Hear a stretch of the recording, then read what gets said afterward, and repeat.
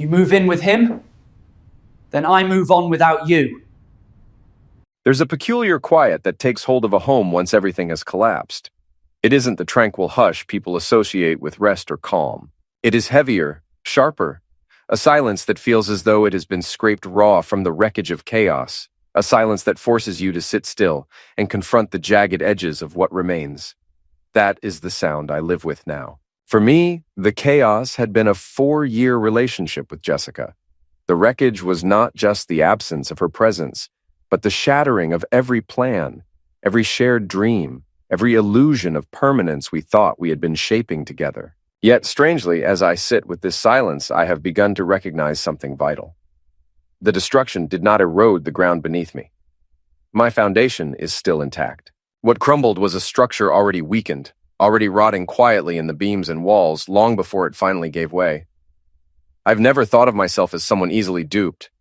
My profession has conditioned me otherwise. As a data engineer, I spend my days dissecting systems, tracing delicate networks, predicting where cracks will form before they become catastrophic. I understand how a single corrupted line of code, one invisible error, can dismantle an entire structure. I carried that same discipline into my personal life. It is why I often felt detached when men around me complained about girlfriends who drained their savings or ignored their needs.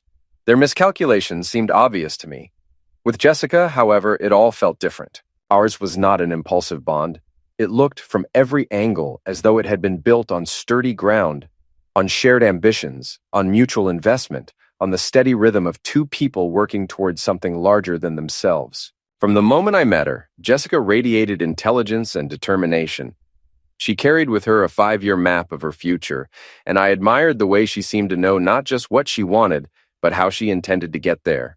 We didn't behave like two people drifting in romance. We behaved like partners embarking on an enterprise. We opened a savings account together for a house down payment. Because I earned more, my contribution was larger, but hers was real and consistent. We discussed every major decision, debating options until we landed on what felt right for both of us. Piece by piece, brick by brick, we were constructing a future that felt deliberate, rational, and promising. I respected her because she matched my seriousness. I loved her because she treated our life like something worth building, not just something to enjoy while it lasted. But in the carefully balanced equation of our relationship, there was one variable I could never properly measure. Her closest friend, Ryan Mitchell.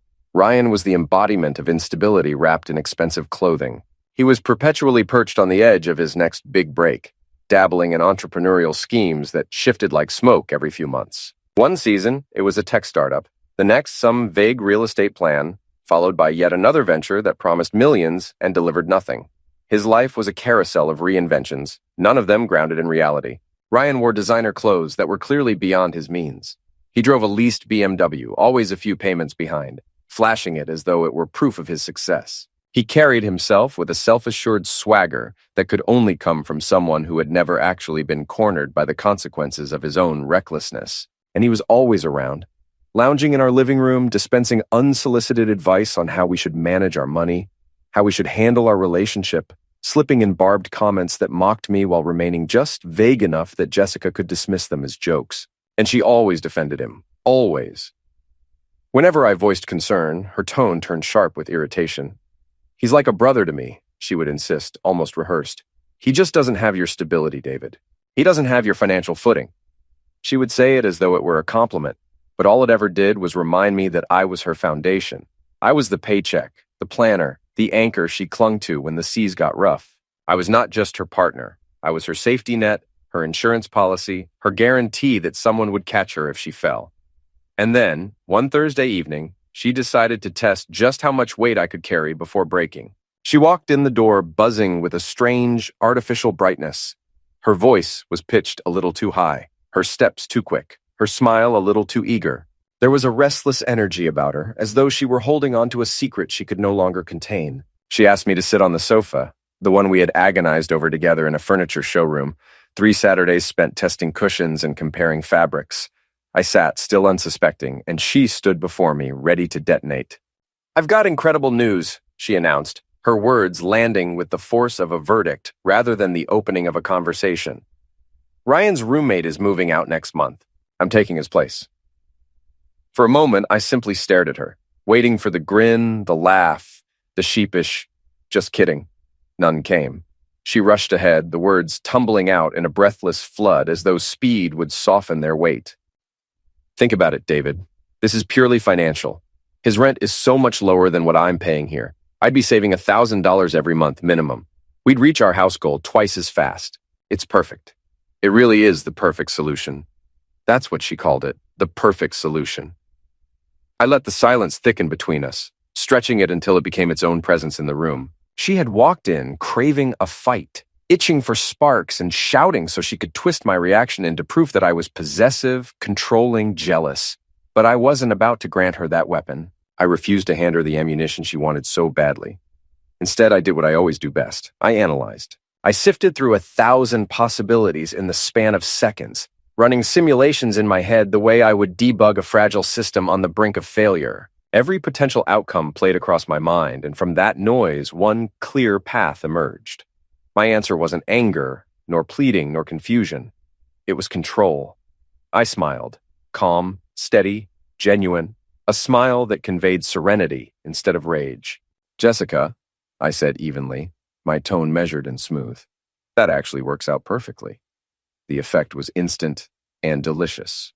The triumphant gleam in her eyes, that battle-ready spark she had been sharpening all afternoon, collapsed into something rawer, pure bewilderment. Her victory pose faltered, leaving her caught mid-step in a dance she hadn't rehearsed. "It does?" she stammered, her certainty draining away. "Absolutely," I continued, relaxing into the couch. "It's brilliant financial planning, sacrificing comfort now for bigger returns later.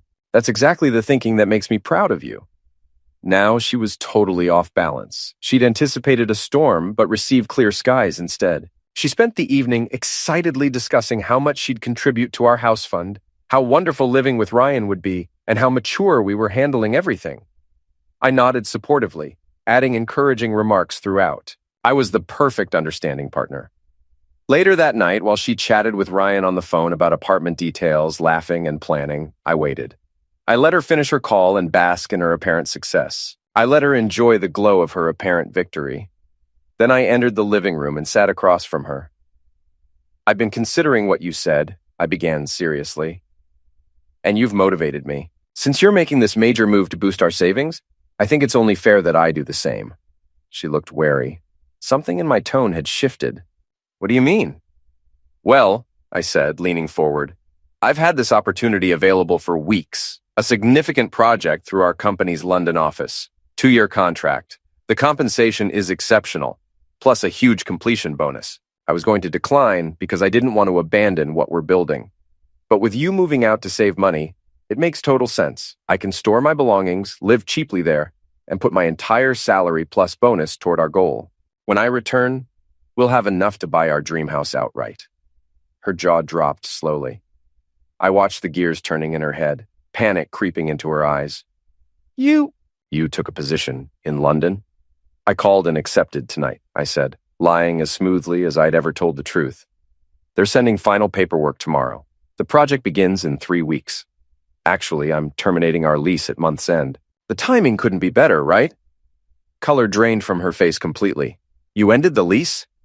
But where will I stay when I visit?" "Visit? Jessica, the whole point is saving money. London flights are expensive. We need discipline from both of us. This is what you wanted. Smart financial decisions." Then I delivered the finishing blow. "Since we'll be managing finances separately for 2 years, we need to divide our shared assets now. It's the only logical approach. I've already prepared a spreadsheet of our joint account, furniture, everything we've accumulated. We need to determine who gets what." She stared speechlessly. The brilliant scheme she'd hatched with Ryan, where she'd live with him while keeping me and my income as backup, had just evaporated. She thought she was making a simple move. She had no idea she'd triggered a complete system failure. The look in her eyes wasn't confusion anymore. It was pure terror. She started packing that night, but not with her previous cheerful excitement. She packed through tears. 2 weeks have passed since I dismantled our future. The aftermath has been exactly as predicted, only more satisfying than I could have imagined. Thanks for all the support and messages from everyone. It's reassuring to know logical thinking still has value in this chaotic world we live in. The next day was a masterclass in backpedaling. Jessica woke with swollen red eyes and immediately tried canceling her plan completely. I wasn't thinking clearly, she said, forcing laughter that sounded hollow. Moving in with Ryan is ridiculous. I don't want that. And you shouldn't go to London. We're stronger together. We work better as a team. I shook my head with deep, sincere regret. I can't, Jessica. I've already signed the contract. If I withdraw now, I'll be blacklisted at my company. My career would be finished. You know I can't risk that. You know how important my work is to me. I'd sign nothing, of course. The contract was a PDF I'd spent 2 hours creating myself, complete with official letterhead copied from our company's website. But she didn't know that. She had no way of knowing that.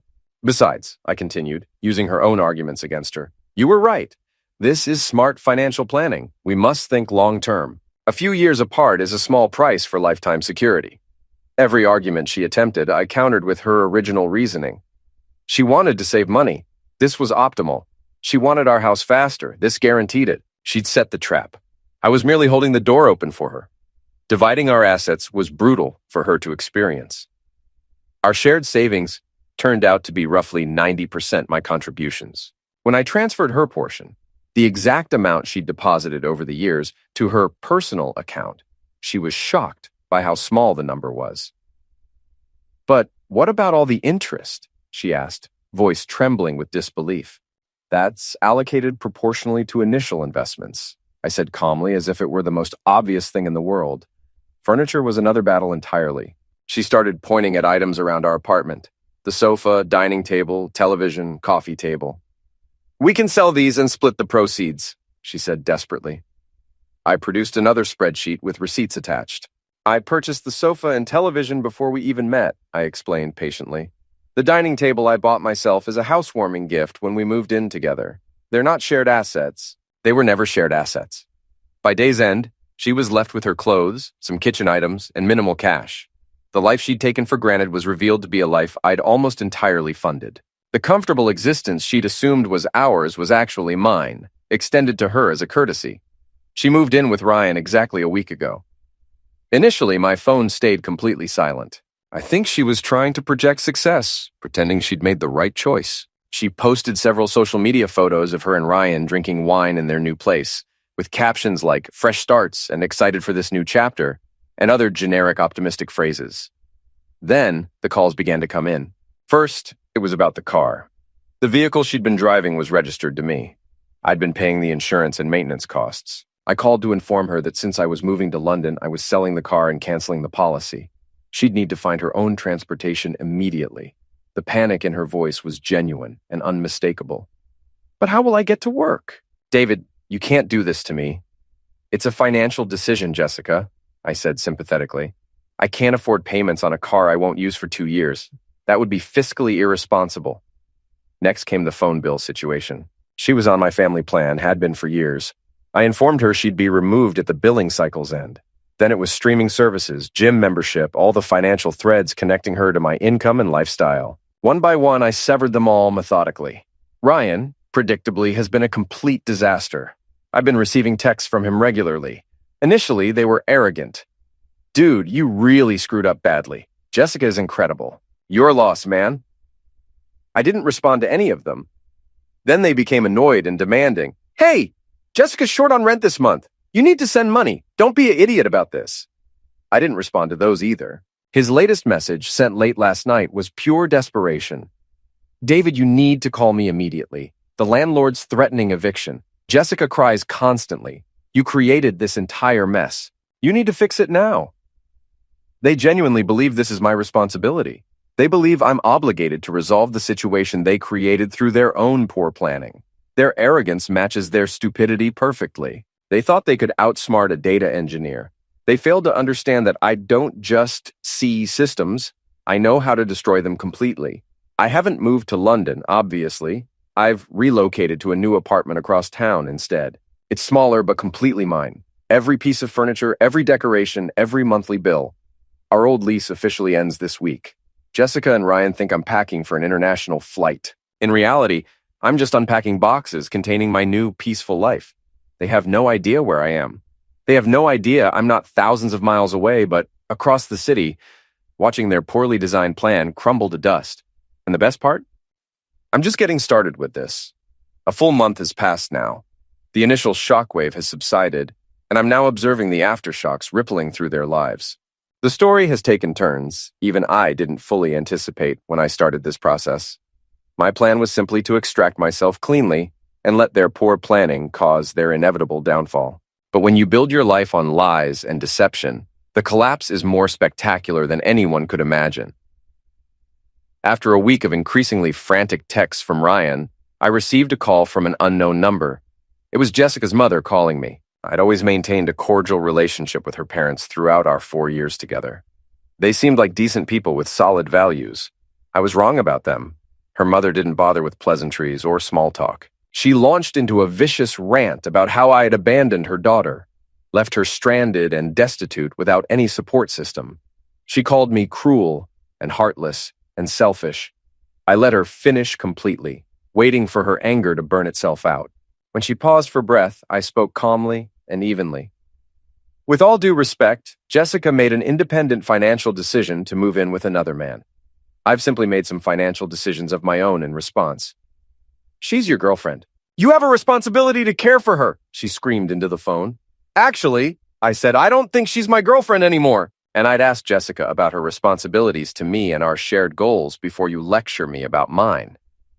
That conversation was the opening salvo in a new campaign, the guilt and shame offensive designed to make me the villain. Suddenly, mutual friends started calling me out of nowhere. They'd heard a heavily edited version from Jessica, a story where I'd had a sudden mental breakdown, became controlling and vindictive, and punished her for trying to be financially responsible.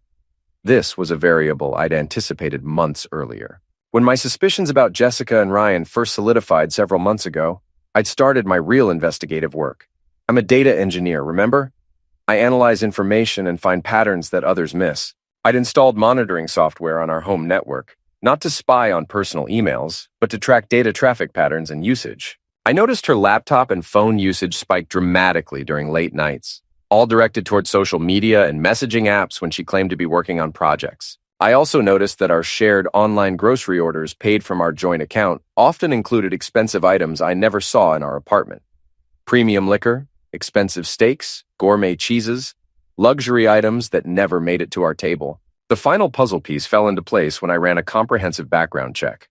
Not on her, but on Ryan specifically. His financial situation was far worse than I'd imagined in my worst-case scenarios. He had 2 prior evictions on his record and numerous unpaid debts to various creditors. The apartment owner was a small independent landlord, not a large corporation, someone much more likely to act swiftly against non-paying tenants. I'd compiled everything meticulously. Data logs, grocery receipts, copies of Ryan's public eviction records, all organized in a neat digital folder. My insurance policy against exactly this situation. When the first mutual friend called to tell me what a terrible person I was, I didn't argue or defend myself. I simply said, I think you've only heard one side of the story. Let me send you an email with some additional context. I sent them a link to a password-protected web page I'd built specifically for this purpose, laying out the entire timeline unemotionally with comprehensive evidence. I included screenshots of grocery orders showing items clearly not for our household, public records of Ryan's financial instability, and the most damning evidence: transcripts from our home security system's audio recordings. The security system recorded audio whenever it was armed or disarmed for safety purposes. I'd captured several conversations between Jessica and Ryan from times when they thought I was asleep or at work. The conversations were absolutely sickening to listen to. They'd been planning this elaborate scheme for months. It wasn't just about saving money. It was a deliberate, calculated plan to manipulate me. The plan was for Jessica to move in with Ryan while I continued funding her entire lifestyle, car payments, phone bill, spending money, everything, under the guise of our continuing relationship. She'd then use that money supporting Ryan financially, preventing his eviction while he attempted to launch his new business venture. They laughed about how trusting and naive I was, how I was the perfect long-term investment for their future. They literally called me their retirement plan in these recordings. I sent this comprehensive link to every single person who contacted me on her behalf. The calls stopped abruptly. The smear campaign died before it could even begin properly. I hadn't just countered her narrative. I'd completely obliterated it with cold, hard, undeniable facts. The best part was receiving a call from her father. He was a proud man who valued his reputation, and I could hear the deep humiliation in his voice. He'd clearly seen all the evidence I'd compiled. He didn't yell or threaten. He just said quietly, "I'd like to arrange pickup of Jessica's remaining things from your new address." He'd somehow gotten my new address through his own investigation. It didn't matter to me. I told him I'd leave the boxes in the building's loading dock on a specific day and time. He agreed without argument. He then asked the question I knew was inevitably coming. The car situation. She needs it for work. Could she just take over the payments? The car's already been sold, I said matter-of-factly. Another lie, of course. The car was sitting safely in my new secure parking garage. It was a sound financial decision given my circumstances. The long silence on the line was my complete victory. He knew he had no leverage whatsoever. He knew his daughter had been caught red-handed in a scheme so foolish and greedy that defending it was absolutely impossible. Jessica and Ryan are now facing the full consequences of their actions. Their landlord, who may or may not have received an anonymous tip regarding his tenant's financial history and his new roommate's precarious income situation, has started formal eviction proceedings against them. Jessica is now completely unemployed. Her company, a small firm where reputation and trust are everything, let her go after rumors of her unethical planning started to circulate widely. It seems one of our mutual friends works in the same industry and word travels fast. They're trapped in an apartment they can't afford with no allies left to call for help. They thought they were masterminds playing chess. They were just amateurs who picked the wrong target entirely. They tried manipulating a system without understanding that I'm the one who builds and maintains systems professionally. And I always build in multiple failsafes. 6 months have passed since my old life ended and my new one began. The dust has completely settled now. Their silence is absolute and permanent. The story is finally over. And I can definitively say I won not just the battle, but the entire war. And I did it without ever raising my voice or losing my temper once. The eviction I mentioned in my previous update went through exactly as predicted. Jessica and Ryan were forced from their apartment with nowhere else to go. The image of them trying to move their belongings without a car, a detail I heard from a former mutual friend, is a source of quiet satisfaction for me.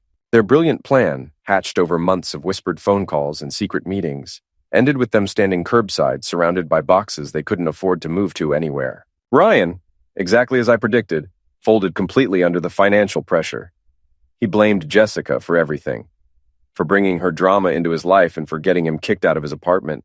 Their great friendship, the one that was supposedly like family, dissolved instantly the moment money ran out and reality hit. He moved back to his hometown to live with his parents, a 30-year-old man utterly defeated by his own arrogance and stupidity. Jessica's fall was much harder and more complete than his. After losing both her job and apartment, she had no choice but to move back in with her parents like a teenager. But the home she returned to wasn't the supportive sanctuary she'd expected it to be. Her father, a man who valued reputation above absolutely everything else, was deeply ashamed of her actions. He'd seen all the evidence I'd compiled. He knew the complete truth. He and her mother were providing basic shelter, but the warmth and support were completely gone. She was a disgrace to their family name, and they treated her accordingly. I learned through the grapevine that she's struggled finding any new work in her field. The industry she was in is surprisingly small, and word travels extremely fast in professional circles. The story of her manipulative plan, backed by undeniable audio proof, has made her completely toxic to potential employers. She's paying a severe long-term price for an incredibly short-sighted scheme. The final and most satisfying piece of this entire saga happened about 2 months ago. I received a formal letter from a lawyer she'd somehow managed to hire. A demand letter representing a desperate attempt to claim some sort of financial settlement from our 4-year relationship. It was full of complex legal jargon about emotional distress and implied partnerships and shared assets. My lawyer, a sharp, no-nonsense woman who'd been waiting for exactly this, had prepared thoroughly. We didn't just respond with our own letter. We responded with a comprehensive counterclaim. We filed a civil lawsuit against both Jessica and Ryan for conspiracy to commit fraud. Our case was absolutely meticulous and airtight. We had audio recordings of them planning to use my income supporting him financially. We had detailed financial records showing money from our joint account being spent on luxury items for him. We had Ryan's text messages demanding I send Jessica money. We even had a sworn affidavit from their former landlord about the nature of their tenancy and his conversations with them about rent payments. The lawsuit wasn't about winning money from them. It was about making a permanent statement. It was a final, undeniable declaration that I would never be anyone's sufferer. Her lawyer dropped her as a client within a week of receiving our comprehensive filing. Facing a lawsuit they couldn't possibly win, and with no money left to hire another attorney, Jessica was forced to sign a settlement agreement. In it, she formally renounced any and all claims against me, now and forever in the future. She also had to sign a strict non-disclosure agreement, legally preventing her from ever speaking or writing about me or our relationship again publicly. My smear campaign insurance was now ironclad and legally binding permanently. I walk away from this entire situation with absolutely everything intact. My finances are completely secure. My career is thriving better than ever. My new apartment feels like a real home for the first time. I've learned a valuable, if painful, lesson about trust and the critical importance of verifying data, even in your personal life relationships. The London job was, of course, complete fabrication from start to finish. A strategic maneuver designed specifically to force her hand and reveal her true intentions. I never intended to leave this city. Why would I? I had front row seats to the most satisfying system collapse I've ever witnessed in my professional or personal life. They thought they were incredibly clever and sophisticated. They saw me as stable, predictable, and easily exploitable for their benefit. They failed to understand that the most stable systems are often the most complex underneath, and the quietest parts are always the ones that control everything else. They wanted to play a game of chess, but they were playing against a grandmaster who'd already analyzed every possible move they could make 10 steps ahead. They didn't just lose this game. They were systematically dismantled piece by piece. And my life is significantly quieter, cleaner, and infinitely better for their absence. The storm is completely over now. The silence that remains is genuine peace at last.